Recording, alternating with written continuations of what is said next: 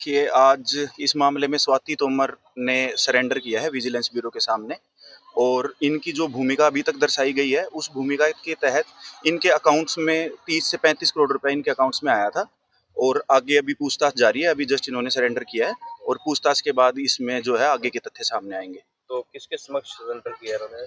ये अभी हमने एसपी साहब के समक्ष सरेंडर किया है और पूछताछ अभी जारी है। तो जो आपके क्लाइंट है उनके खाते में किसने पैसे भेजे थे और कहाँ आगे ट्रांसफर किए गए थे, ये भी जानकारी है? देखिए, स्वाति तोमर जी एक बहुत ही होनहार और वो टीचर बैकग्राउंड से रही हैं, बड़ी होनहार लेडी हैं।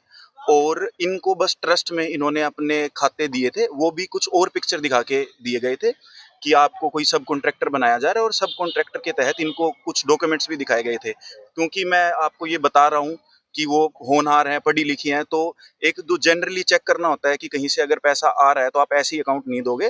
तो ऐसा नहीं है कि किसी ने अकाउंट मांगा और इन्होंने अकाउंट दे दिया और उसमें इतनी ट्रांजैक्शंस हो गई। उनके पीछे इन्हें डॉक्यूमेंट्स दिखाए गए थे। Being a lady from normal background, इनके पास इतना कोई सक्षम ये नहीं थे कि उनकी ऑथेंटिसिटी ये चेक कर सकते हो। तो इनको कुछ डॉक्यूमेंट दिखाए गए। इनको ये दिखाया गया कि जो सारा पैसा आना है वो व्हाइट में आना है, अकाउंट्स में आना है। और फिर जो पैसा आया वो आया भी व्हाइट में और अकाउंट्स में आया। तो शक की कोई गुंजाइश इनको थी नहीं। अदरवाइज अगर हम स्वाति तोमर जी के बैकग्राउंड की बात करें तो वो टीचर रही हैं और अभी भी वो एडमिनिस्ट्रेटिव सर्विसेज की एस्पिरेंट्स हैं।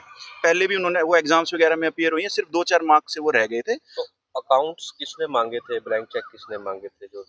देखिए, इसमें अभी जो डिटेल्स हैं वो कंप्लीट डिटेल्स आनी बाकी है और वो पूछताछ का भी विषय है, तो हम सारा कुछ तो डिस्क्लोज नहीं कर सकते। लेकिन अभी तक जो लोग अरेस्ट हुए हैं उन्हीं का नाम सामने आया, कोई नया तो नाम इतने सामने नहीं लंबे आया। समय से छानबीन चल रही थी, तो इन्होंने अपने आप को पहले रिप्रेजेंट नहीं किए थे, लंबे समय बाद यहाँ पर आके जो है प्रेजेंट किया या आपके द्वारा इनको प्रेजेंट किया गया, तो क्या मामला क्या है कि इनके तक इन्फॉर्मेशन नहीं पहुंची थी? जी, स्वाति जी अब तक ये कहीं भी अंडरग्राउंड नहीं थे। एक भी दिन इनका फ़ोन ऑफ नहीं था। क्योंकि इन्होंने देखा कि मैं इस केस में रिप्रेजेंट कर रहा हूँ, तो इन्होंने मेरे को कॉन्टैक्ट किया। और ये मैं आपको श्योरिटी के साथ बता रहा हूँ कि इन्होंने एक दिन भी अपने आप को एब्सकॉन्ड करने की या उसकी कभी भी कोशिश नहीं की। ये हमेशा पूछताछ के लिए अवेलेबल थे। जैसे ही इन्होंने अप्रोच किया, तो हमने खुद स्वयं आके विजिलेंस ऑफिस में सरेंडर करके पूछताछ में हम शामिल हो गए।